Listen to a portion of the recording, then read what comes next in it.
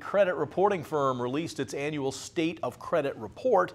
The study covers the first 6 months of the year. It found that the average U.S. consumer's credit score is 750. That's up 1 point from last year. News 19 Steffani Nolte, though, tells you where our region falls on the list. Just like you need job references, your credit report is your credit reference. You need good credit references because when you want to apply for new services, that's the tool that lenders will use to help them make that decision. The Midwest has some of the highest credit scores in the country. 6 of the top 10 cities on the highest credit score list are in Minnesota and Wisconsin. La Crosse is number 8 on that list with an average credit score of 779. Yeah, you know why? Because we're conservative, and as a community, our people are pretty deliberate in making up their minds and before they spend money, and when they make an obligation or take an obligation on, they keep it. Managing your credit wisely is an individual effort, but Sweet says in the Midwest we have a good setting to do that.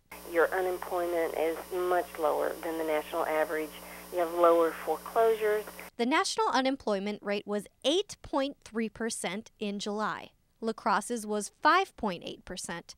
Unemployed or not, the key to a good credit score is not living beyond your means. Consumers who are charged to the maximum on their credit cards or charged to the limits are typically spending more than they can afford, and that's a sign of high risk.